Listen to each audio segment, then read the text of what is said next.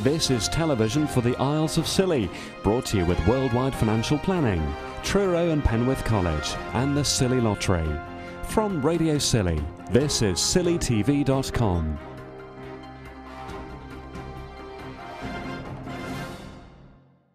For the past 3 years, Sue Sayer of the Cornwall Seal Group has been funded from the island's Area of Outstanding Natural Beauty to look into the movements of grey seals around Scilly. She recently came to the Old Wesleyan Chapel to present her findings, and Radio Scilly caught up with her before her talk. Kind of the hottest off the press piece of news really was about a female called Lizard Quavers, who we've seen out on the Eastern Isles, and she goes up to Scoma, off the Pembrokeshire coast, to have her pups. Probably goes a little bit further actually, but she was seen heavily pregnant on Scoma, so that's quite an exciting link that seals that perhaps we thought were Isles of Scilly seals might actually be Welsh seals, because that's where they were probably born, because they go back to their natal site to have their pups. In 2010, a seal that was satellite tagged off the Brittany coast, called Balloon Man, made his way to Melegan and spent a few days wandering around the Western Rocks, headed back out to sea, and then went and visited the Eastern Isles and did several weeks foraging using the Isles of Scilly as a base and then going out to sea from there. I think there are two drivers for seals, mating and feeding. So I think it's probably to do with their need to find good food sources and plentiful food sources. So if they always fish in the same place, they probably run out of food, and therefore, a bit like crop rotation, probably move around the seas to sustain their sources of food.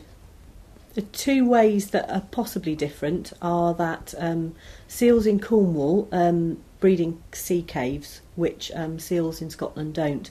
Clearly that doesn't happen as much on the Isles of Scilly, but then on the Isles of Scilly you have these huge boulder beaches, which potentially are quite hazardous for seals. Possibly the other difference is that seal pups on the Isles of Scilly, we've seen the majority being born between August and December, although there will be pups born throughout the rest of the year.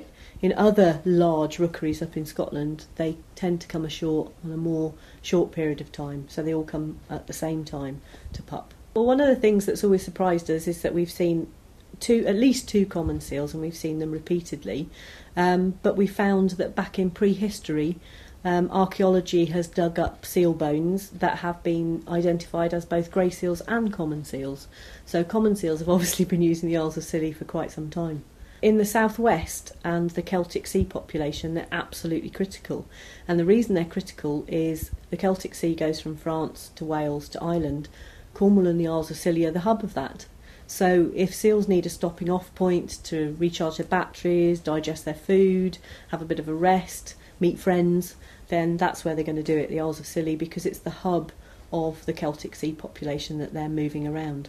We think they probably each have a unique route round the world, round the Celtic Sea, I should say, but as anyone who's seen seals on the Isles of Scilly, they often haul out with others.